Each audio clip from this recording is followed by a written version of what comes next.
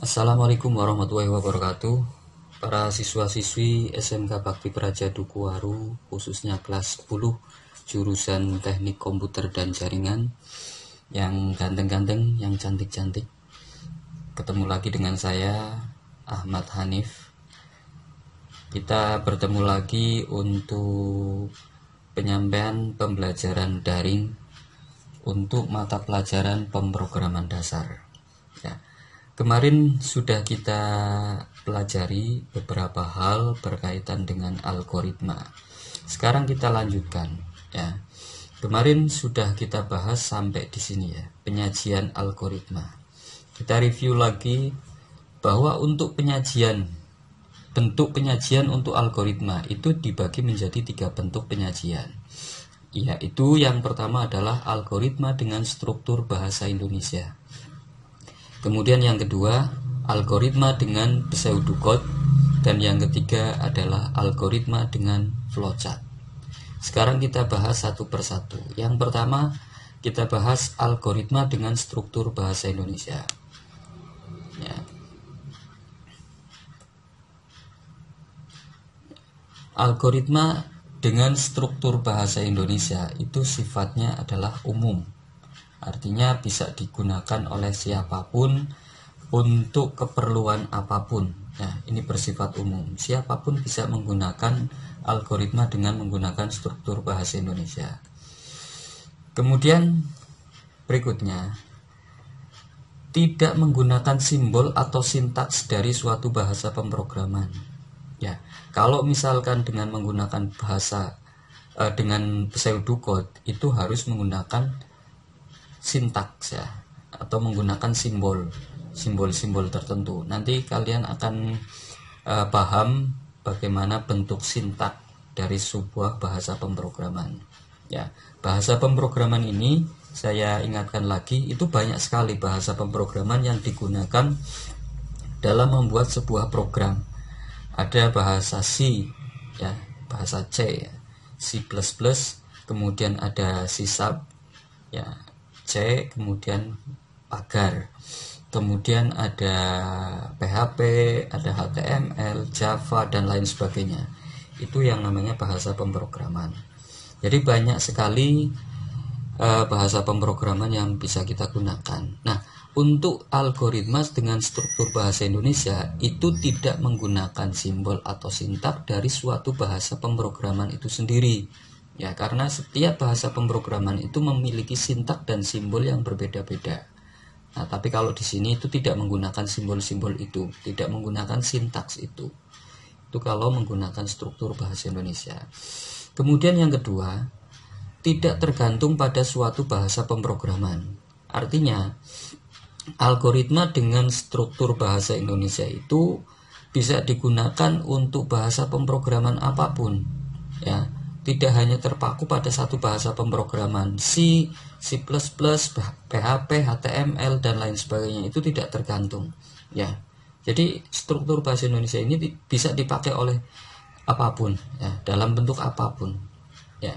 Kemudian yang ketiga, itu notasi-notasinya dapat digunakan untuk seluruh bahasa manapun, ya.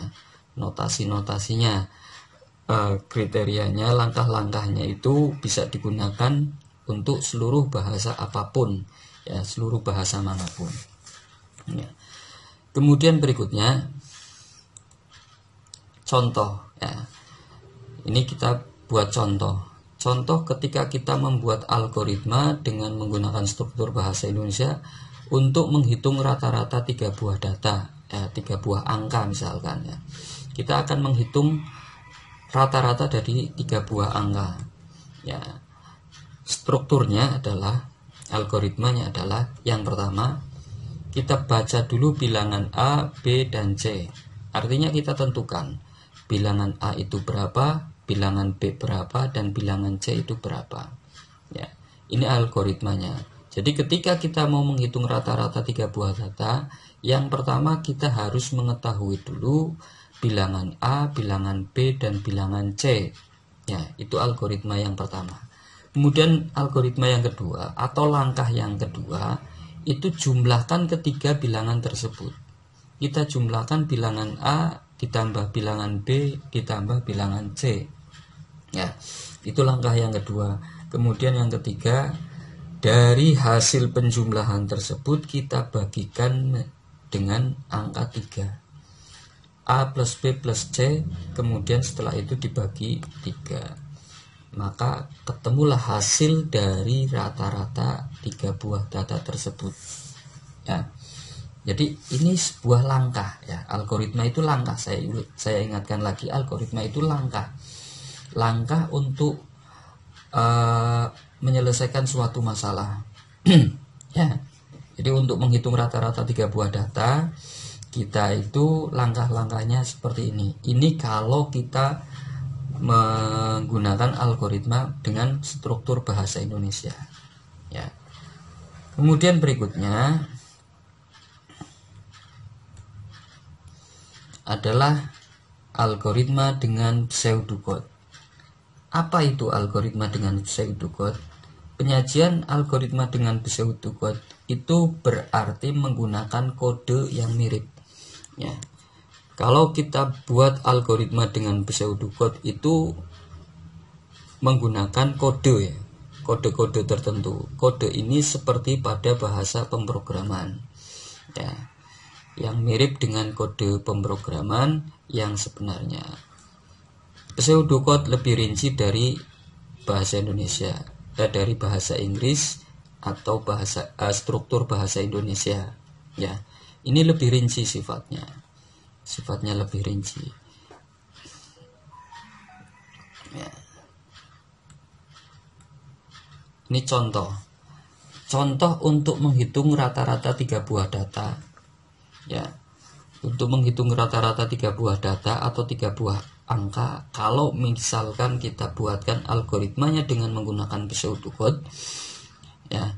Yang pertama modelnya seperti ini. Input A, B, dan C ya, tulisannya seperti ini. Jadi kalau kita bikin algoritmanya itu cukup input dalam kurung A, B, C.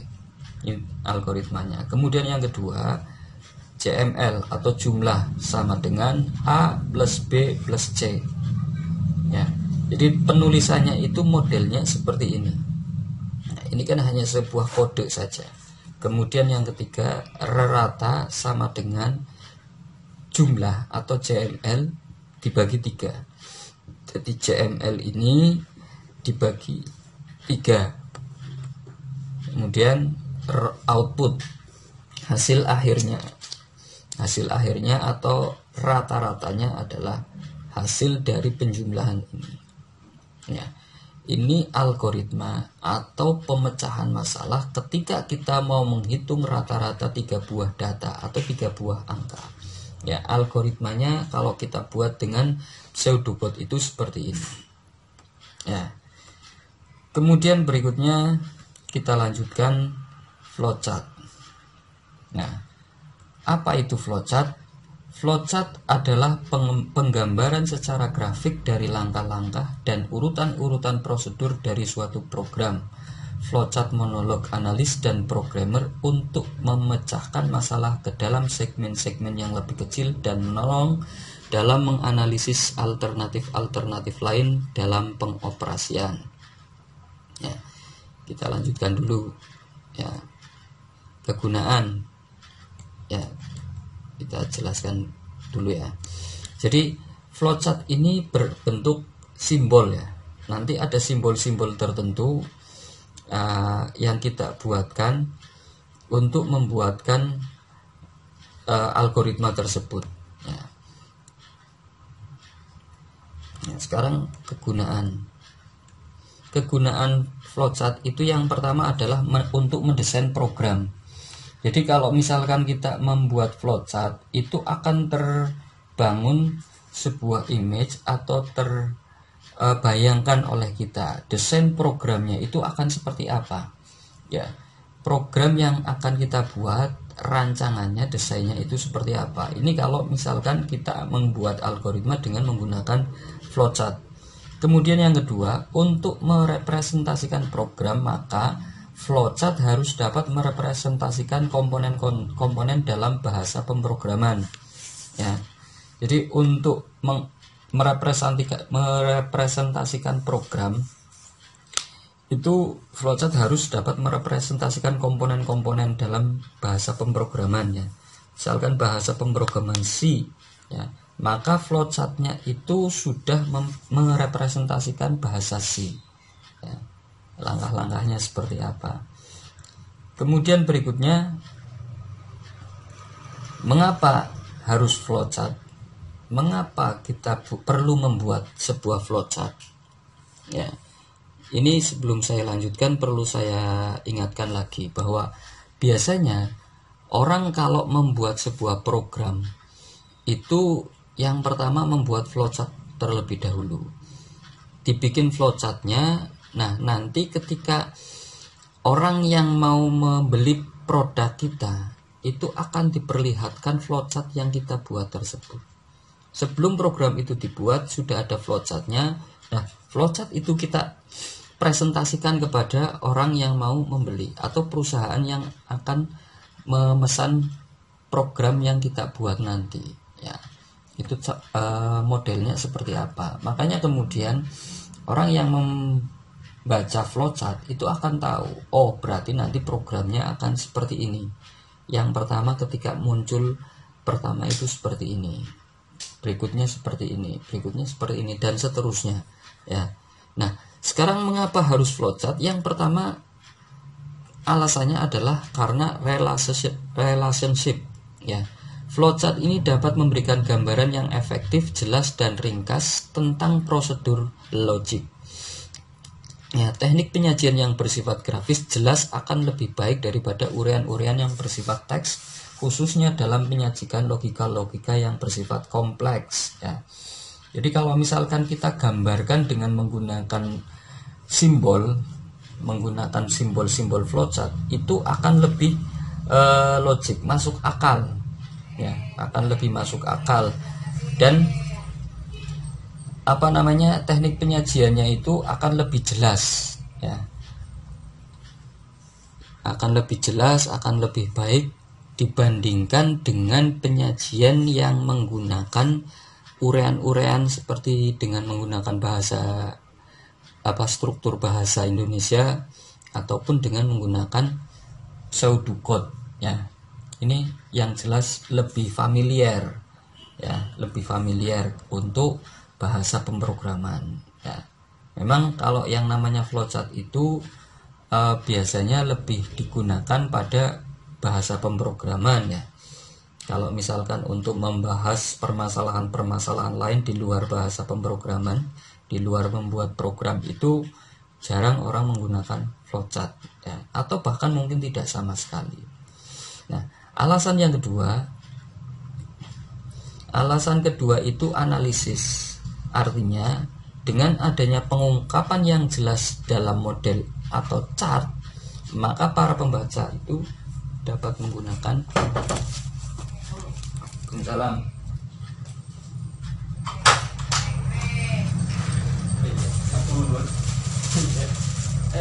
Ya, matur nuwun.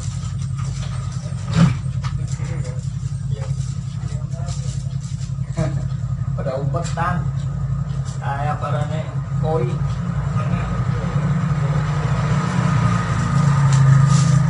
Mas, iya mas, sarapan.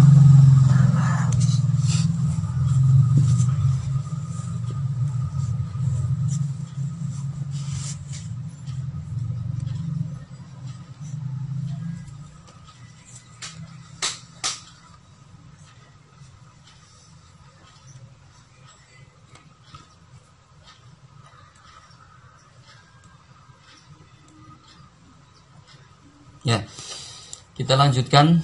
Mohon maaf tadi ada sedikit gangguan.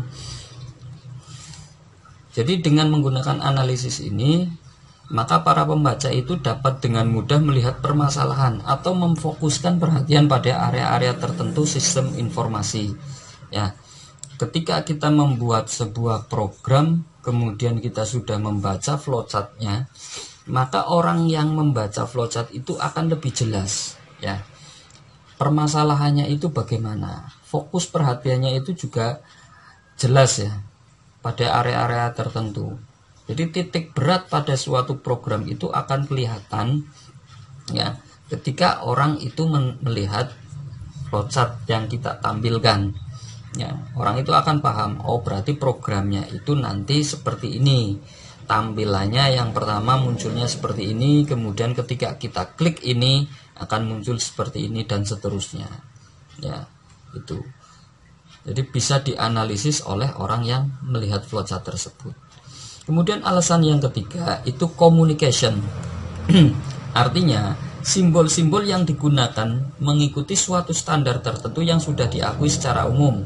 Maka flowchart dapat merupakan alat bantu yang sangat efektif dalam mengkomunikasikan logika suatu masalah atau dalam mendokumentasikan logika tersebut. Ya, jadi pada flowchart simbol-simbolnya itu sudah standar ya. Sudah baku, sudah ditentukan, sudah ditetapkan. Bagaimana simbol ketika memulai, ketika memproses, ketika output itu bagaimana, itu simbol-simbolnya sudah ditetapkan. Sehingga orang itu akan dapat menangkap dengan jelas. Ya. Itu menjadi sebuah alat komunikasi yang masuk akal. Ya. Kemudian berikutnya lambang. Nah sekarang lambang-lambang flowchart, simbol-simbol yang digunakan pada flowchart itu apa saja? Ini contoh ya. Jadi bukan contoh ya, artinya simbol-simbol yang sudah baku pada pembuatan flowchart. Yang pertama memulai. Ketika kita pertama kali memulai program, flowchartnya itu dengan simbol terminator ya, dengan simbol seperti ini. Bisa dengan menggunakan oval ya, lingkaran tapi oval ya, atau dengan seperti ini itu bisa. Kemudian aliran data, rangkaiannya itu seperti apa, misalkan pertama mulai, kemudian dilanjutkan dengan tanda panah. Tanda panah ini bisa ke samping kiri, kanan, ke bawah, ke atas ya, itu aliran data, artinya jalur rangkaian untuk menghubungkan dari simbol yang satu ke simbol yang lain itu dengan menggunakan tanda panah seperti ini ya. Kemudian input dan output ya, setelah memulai kemudian tanda panah, setelah itu memulai input, masukan itu kodenya adalah dengan jajar genjang, output juga kodenya dengan jajar genjang. Jadi ketika memasukkan data, kita buatkan simbolnya dengan jajar genjang. Kemudian hasil dari programnya itu nanti juga, atau tampilannya nanti seperti apa, itu juga kita simbolkan dengan menggunakan jajar genjang. Nah, kemudian berikutnya untuk proses. Untuk proses ini dengan menggunakan persegi panjang. Ya, proses misalkan tadi menghitung rata-rata 3 buah data, itu kan diproses lah, prosesnya itu di sini ya. Inputnya misalkan masukan A, B, C, itu namanya masukan ya. Prosesnya berarti tadi menjumlahkan A, B, dan C kemudian dibagi 3, itu proses ya. Outputnya berarti dengan menggunakan ini juga hasilnya seperti apa ya. Kemudian berikutnya percabangan ya. Percabangan ini misalkan ada beberapa pilihan ya, beberapa pilihan iya dan tidak. Misalkan penerimaan siswa baru, syaratnya yang pertama harus lulus SMP MTS ya, iya atau tidak. Nah, iya atau tidaknya itu namanya dengan percabangan. Kalau ya, ini misalkan garis bawah, tanda panah ke bawah, ya. Di sini tulisan ya. Nanti di bawahnya berarti langkah selanjutnya itu bagaimana. Kemudian ke samping kanan, tanda panah tidak. Kalau tidak berarti kembali lagi ke atas dan seterusnya. Ya, itu namanya percabangan. Jadi percabangan itu ketika sebuah program itu memiliki pilihan ya. ada beberapa pilihan yang harus dipenuhi. Ya. Kemudian yang berikutnya pemberian nilai awal suatu variabel atau preparation. Ya. Variabel itu apa? Nanti akan kita bahas pada pertemuan berikutnya. Jadi nanti ketika kita memberikan nilai variabel itu dengan menggunakan simbol seperti ini. Ya. Kemudian memanggil prosedur atau fungsi itu dengan menggunakan ini. Artinya kalau misalkan kita memanggil data yang lain, ya, memanggil data yang lain yang ada di file lain, ya, itu kita gunakan ini, ya. Karena dalam suatu program biasanya filenya itu kan beberapa macam, ya. Kita buat website, ya, filenya ada beberapa macam. Yang mana antara file yang satu dengan file yang lainnya itu akan terkoneksi. Cara mengkoneksikannya adalah pada file tersebut itu memanggil file yang lain sehingga nanti akan terpanggil. Nah, kalau di dalam flowchart itu cara memanggilnya itu dengan menggunakan simbol seperti ini, ya, persegi panjang tetapi ada garis kanan kiri, ya. Itu simbol-simbol dari flowchart. Kemudian untuk konektor di halaman yang sama ini dengan menggunakan simbol A. Off page connector halaman lain, ya, untuk mengkoneksi dengan halaman lain itu dengan simbol seperti ini, ya, untuk mengkoneksikan. Kemudian dokumen atau multi dokumen dengan menggunakan ini, ya. Jadi misalkan dalam program tersebut kita mengambil dokumen tertentu itu dengan menggunakan simbol ini. Itu kalau satu dokumen. Kalau beberapa dokumen dengan menggunakan simbol seperti ini, ya. Kemudian hard disk, ya, penempatan hard disk ini dengan menggunakan simbol seperti ini, ya. Nah, ini contoh aja simbolnya seperti ini, ya. Ini contoh saja. Yang pertama syarat, ya, ini memasukkan variabel. Kemudian bagian yang diulang ini proses, ya. Ini pencacah. Ini kalau misalkan perulangan, ya. Perulangan itu kalau misalkan kita menginputkan data kemudian bisa diulang, ya. Data yang kita masukkan itu akan tampil beberapa kali, ya, itu namanya perulangan.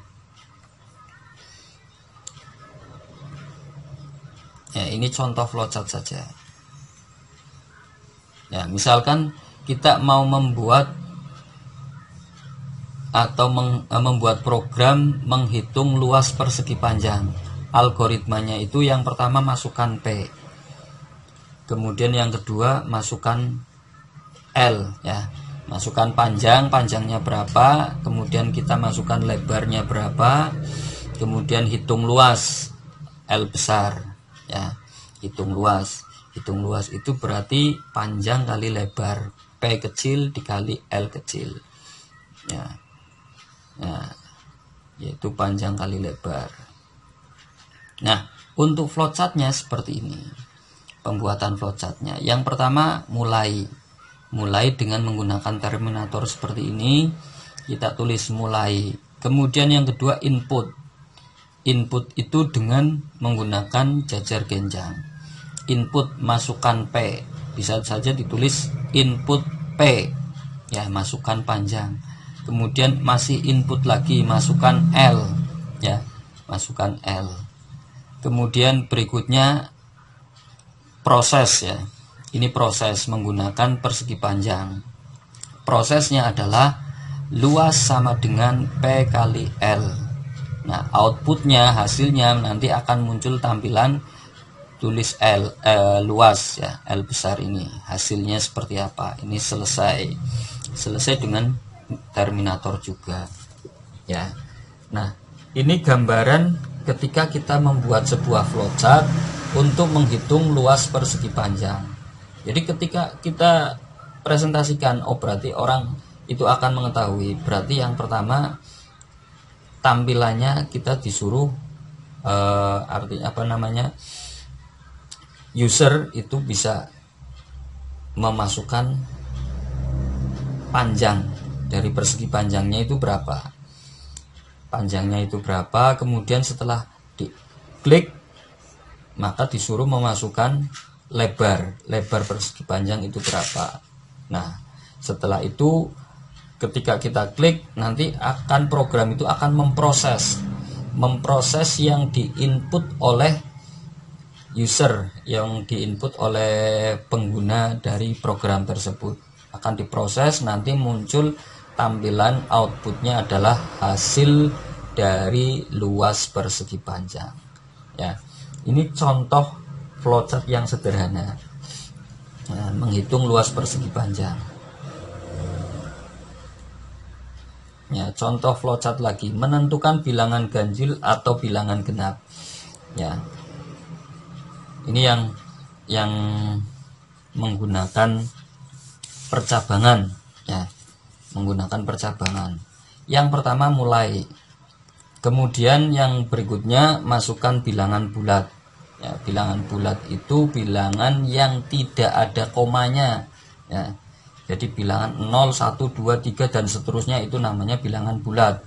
Ya, sehingga dari flowchart ini orang itu akan tahu, berarti tampilan yang pertama itu user disuruh memasukkan bilangan bulat.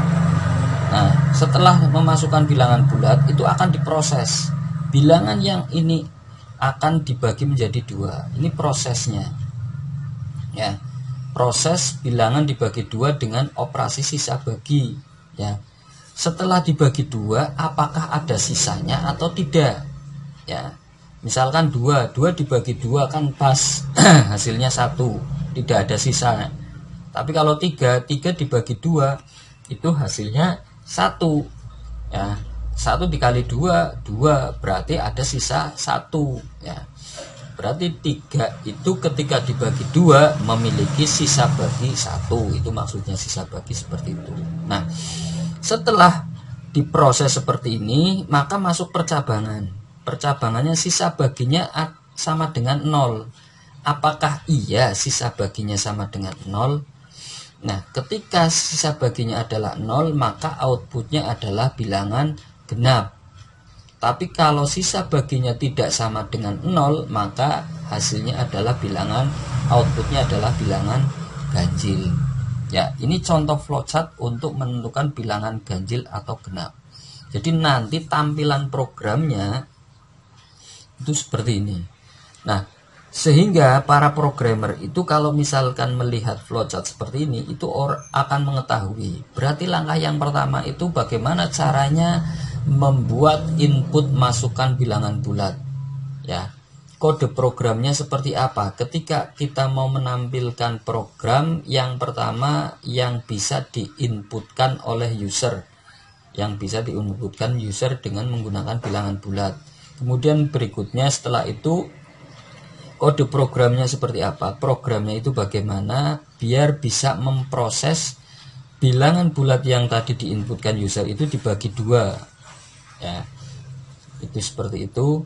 Kemudian berikutnya percabangan sisa bagi sama dengan 0, iya atau tidak. Ini nanti pemprogram atau programmer itu akan mengetahui langkah-langkahnya, akan tahu bagaimana cara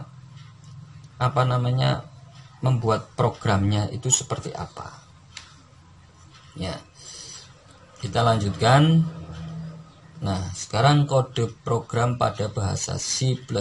Ini contoh saja. Ini contoh kode program. Ya, yang pertama ciri dari C++ adalah seperti ini. Diawali dengan include IOStream. Merupakan baris program yang digunakan untuk melampirkan file header IOStream ketika program dikompil. Ya, awalnya itu seperti ini. Awalan using namespace std. Bagian ini merupakan ciri bahwa program yang sedang ditulis menggunakan standar C++. Ya, kalau ada program yang menggunakan ada kode programnya seperti ini menandakan bahwa ini menggunakan program bahasa C++.